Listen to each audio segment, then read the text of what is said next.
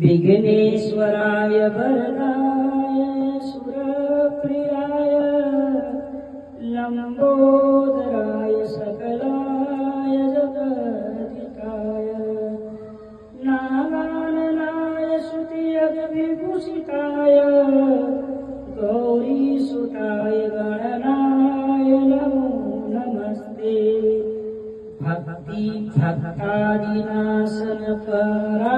गणेश्वराय सर्वेश्वराय शुभदाय सुरेश्वराय विद्याधराय विकटाय च वामनाय भक्तप्रसन्न